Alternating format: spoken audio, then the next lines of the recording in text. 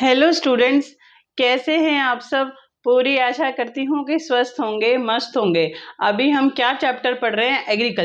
Agriculture का जो chapter है क्लास 10th का ज्योग्राफी का, इसका हम एग्रीकल्चर का मीनिंग समझ चुके हैं। इसके टाइप्स हम समझ चुके थे कि प्रिमिटिव सबसिस्टेंस फार्मिंग कैसे होता है और इंटेंसिव सबसिस्टेंस फार्मिंग क्या होता है, कमर्शियल फार्मिंग क्या होती है, और जो प्लांटेशन होता है वो कमर्शियल में ही आता है। ठीक है। प्रिमिटिव में जो फार्मिंग होती है पुराने तरीके से, स्लैश और बर्न भी कहते हैं, जूमिंग भी कहते हैं, अलग अलग कंट्रियों में उसको अलग अलग नाम से जाना जाता है। तो पूरा वो हम कर चुके हैं। अब हम क्या करने वाले हैं, आज जो हमारा पहला टॉपिक है वो क्या है बेटा? वो है cropping seasonal in India. It means कि भारत के अंदर अलग अलग टाइम पर अलग अलग क्रॉप्स को ग्रो किया जाता है। ठीक है। कहने का मतलब ये है कि गर्मियों की फसल अलग, सर्दियों की फसल अलग, और मॉनसून जब भारत में आता है फसल अलग। तो सीजन के हिसाब से प्लांटिंग होती है कि कौन सा प्लांट अच्छे से किस सीजन में ग्रो कर सकता है। तो इस हिसाब से जो क्रॉपिंग है वो 3 भागों में बांट दिया जाता है। देखो, major cropping seasons in India. Bharat में जो सीजन है वो 3 है, राबी, खरीफ और ज़ियाद। राबी, खारिफ और ज़ियाद। राबी जो है शोन मतलब इसे बोने का, जब बीज बोते हैं तो उसका टाइम है अक्टूबर से दिसंबर, ठंड का टाइम है अक्टूबर से दिसंबर। हार्वेस्ट, इसमें जो आप चीज़ें लगाएंगे, जो प्लांट, उसको हम काटने के लिए कब तैयार हो जाएंगे, फसल पक के कब तैयार हो जाएगी? अप्रैल से जून में तैयार हो जाती है। बोते कब हैं? अक्टूबर से दिसंबर के बीच में, इन 3 महीनों में। और इसको कट कब करते हैं, फसल तब कब तैयार हो जाती है? अप्रैल से जून में ये तैयार हो जाती है। क्रॉप्स है जैसे वीट है, बार्ले है, पीस है, ग्राम है और मस्टर्ड है। तो these are the example of crops which are sown और हार्वेस्टेड। ठीक है। बिटवीन दिसंबर, अक्टूबर से दिसंबर के बीच में बोया जाता है, और इसको प्रिपेयर कब कर लिया जाता है? अप्रैल से जून के बीच में। राबी क्रॉप्स हैं। वीट सबसे बड़ा एग्जाम्पल है राबी का, याद रहेगा आपको। ठीक है। कौन से स्टेट में जो वीट है वो ग्रो होता है, या फिर जो राबी फसलें हैं? पंजाब में है, हरियाणा में है, हिमाचल प्रदेश में है, जम्मू में है, उत्तराखंड में है और उत्तर प्रदेश में है।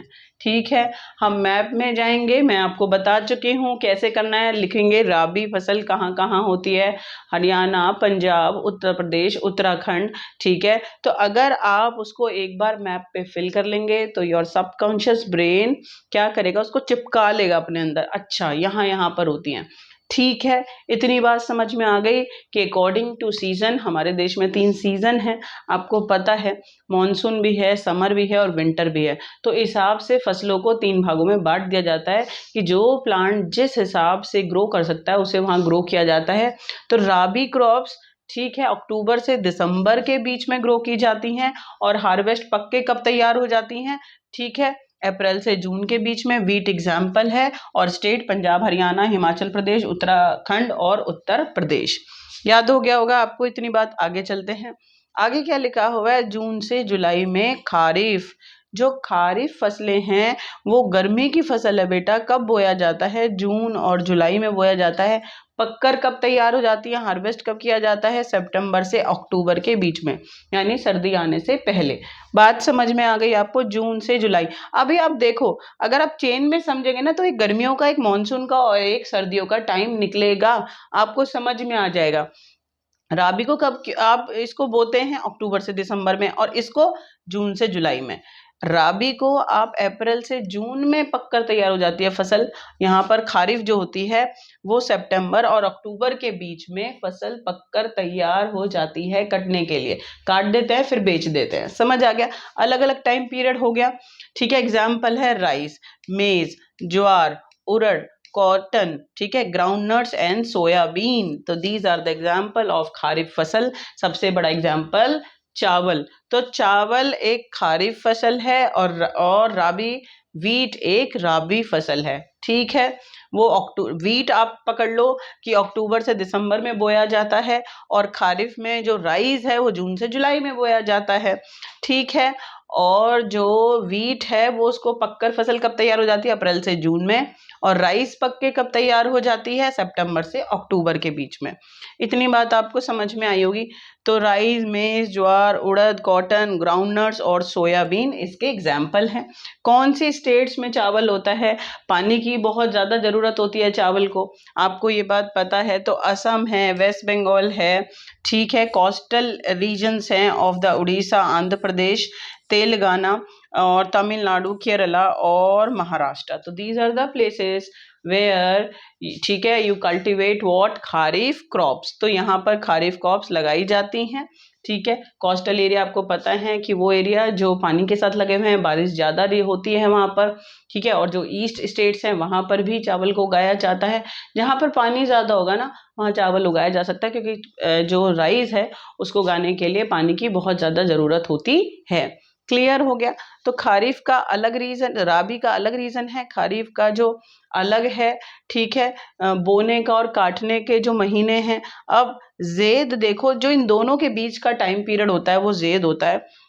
बोते कब हैं ज़ेद फसलों को? मार्च और जुलाई के बीच में। मार्च से जुलाई का जो टाइम पीरियड है इसमें बोते हैं, ठीक है, ज़ेद फसलों को। और इनको इसके बाद बिटवीन राबी एंड खारिफ, और इनको काटते कब हैं? खारिफ और राबी के बीच का जो टाइम पीरियड है, देखो, बिटवीन राबी एंड खारिफ। इतनी बात आपको समझ में आ गई होगी। आगे वो क्या कह रहे हैं? आगे आपसे ये कहना चाह रहे हैं कि कहाँ कहाँ पर होती हैं और कौन सी चीज़ें इसमें ग्रो होती हैं। तो ये ज़याद में आपको फ्रूट्स और वेजिटेबल, मक्समेनल है, वाटरमेनल है, जो ये फ्रूट्स है ना, फ्रूट्स को हम ज़याद क्रॉप्स में इंक्लूड करते हैं। और ये कौन कौन से स्टेट्स में होते हैं? Most of northern east and the north west state. या तो नॉर्थ में होते हैं या नॉर्थ वेस्ट में ज़्यादा फसलें होती हैं। बात समझ में आ गई। This is very very simple. According to season, हमारे देश में सीज़न के हिसाब से क्रॉप्स को 3 भागों में बांट दिया जाता है। एक है राबी क्रॉप्स, एक है खारिफ क्रॉप्स और एक है ज़याद क्रॉप्स। कौन से जो क्रॉप्स हैं किस सीज़न में ग्रो करते हैं और कौन सी स्टेट्स हैं और किन महीनों में ग्रो कर रहे हैं, कौन से महीनों में पककर तैयार हो जाती हैं, हमें ये थोड़ा सा याद रखना है। बट फिर मैं आपसे कह रही हूँ कि बिना मैप के याद नहीं होगा, हमें बार बार मैप पे जाना पड़ेगा, ठीक है। कर लेंगे आप, कोई दिक्कत वाली बात नहीं है। अब मैं आपको ना फूड क्रॉप्स ना, जो सीरियल्स हैं, चावल एक ऐसा अनाज है जो घर घर में खाया जाता है, वीट एक ऐसा अनाज है जो घर घर में खाया जाता है। तो यहाँ पर मैं आपको फूड क्रॉप्स 1 बाय 1 समझाने वाली हूँ, क्योंकि अलग से पेपर में आ जाता है।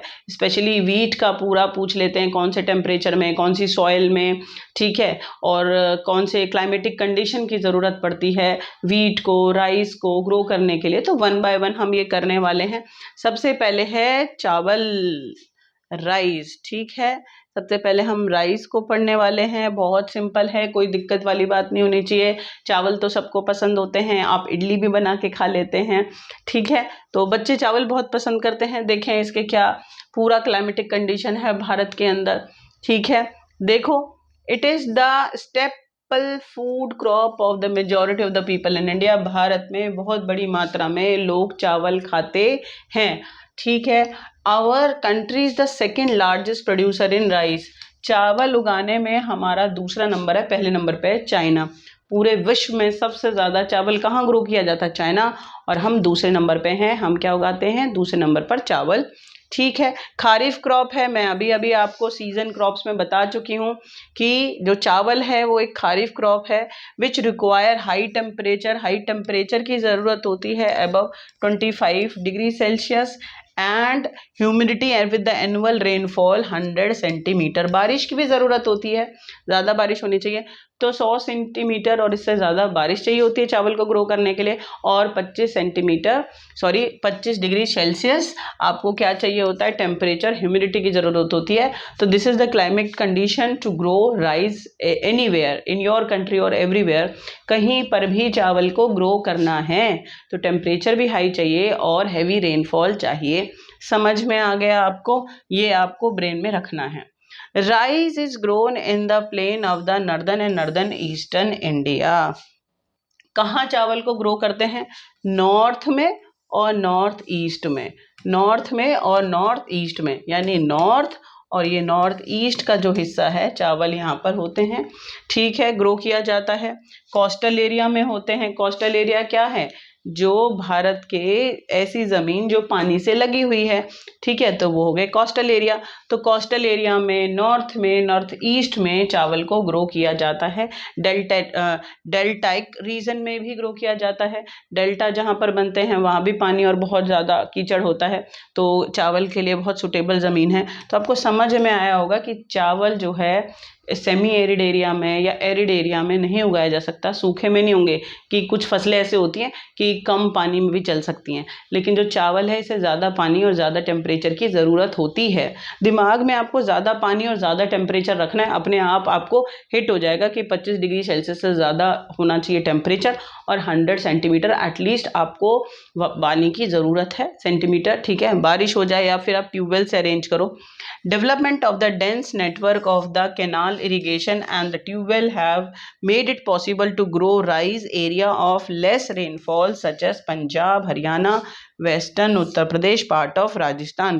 कहने का मतलब क्या है? मैंने आपको कहा कि चावल को उगाने के लिए तो पानी की बहुत ज़रूरत होती है, लेकिन बेटा आप याद रखना कि जहाँ पर पानी नहीं होता तो चावल ग्रो नहीं करेंगे with the help of canal, नहरों की मदद से, ट्यूबवेल की मदद से, ठीक है, पानी अरेंज किया जाता है।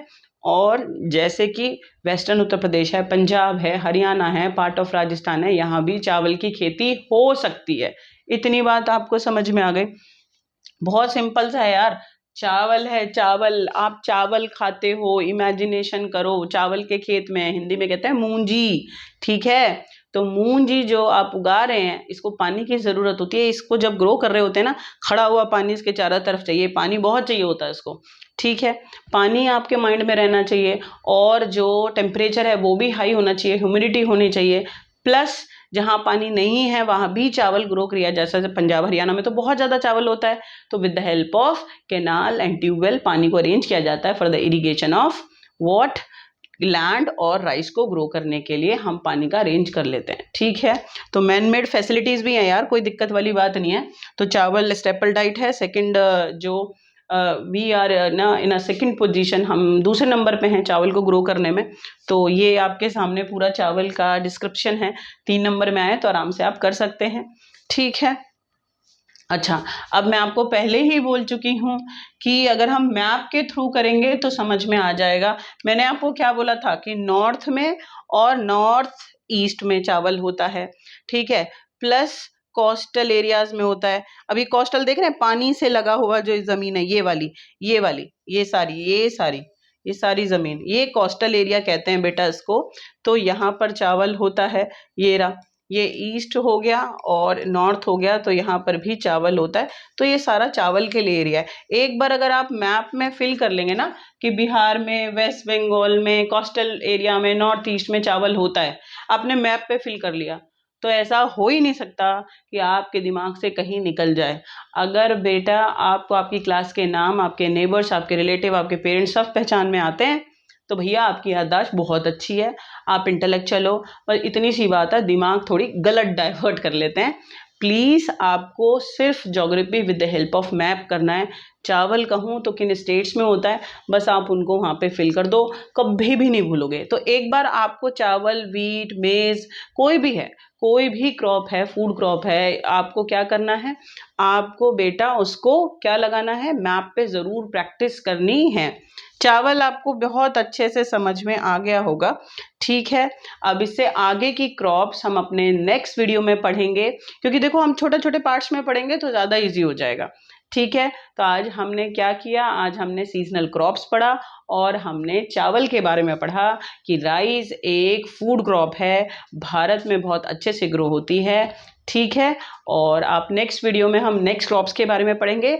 तब तक के लिए आप खुश रहो, मस्त रहो, पढ़ते रहो, ठीक है।